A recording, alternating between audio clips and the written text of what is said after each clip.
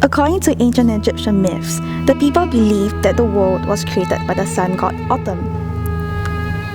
The way that it was done was rather interesting, as it was said that Autumn masturbated to produce his children Shu and Tefnut.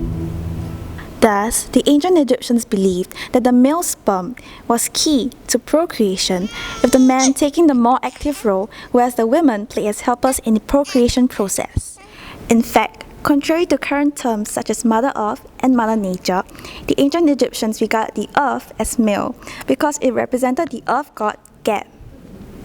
Geb was often depicted as being separated from his sister wife Nut because it was believed that Geb and Nut were highly sexually active, so they had to be separated.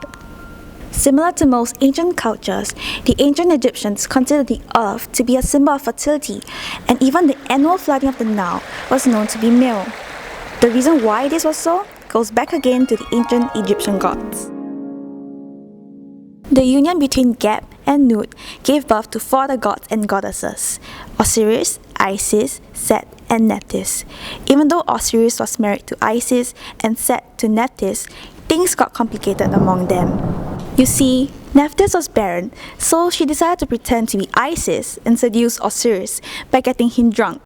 In the midst of their drunken act, Osiris left behind a garland of flowers which Set found.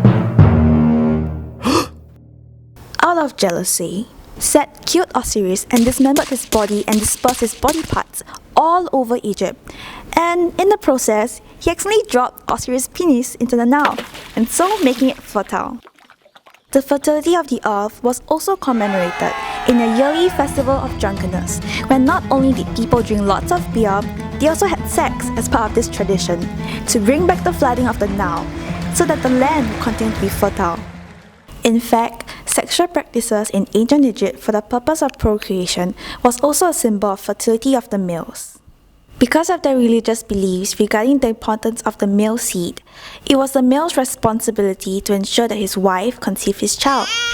In a letter from the town of Deir el-Medina to a scribe named Nekhenmut, he was criticized for failing to get his wife pregnant. "You are not a man, since you are unable to make your wives pregnant like your fellow men."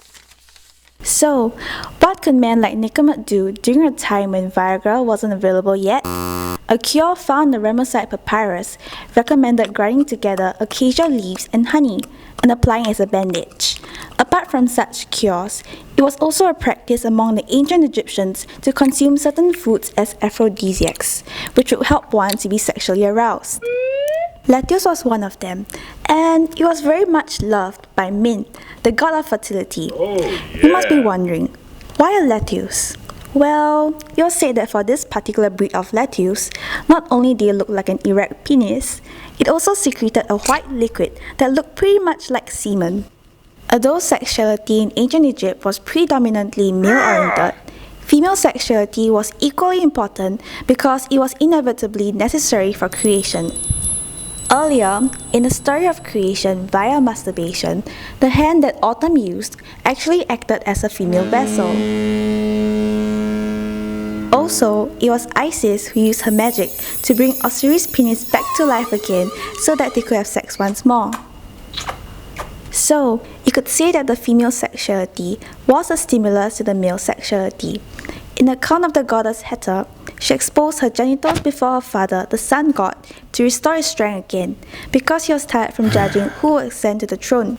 Similarly, in the practice of the cult of Apis, the sacred bull deity, women would also expose their genitals before it to increase its virility.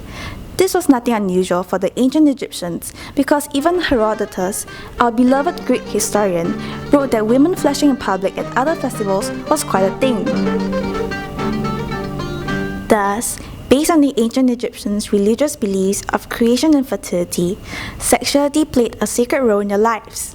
Even though sexuality in ancient Egypt placed a greater emphasis on the male, the female role was equally essential, so that creation was possible.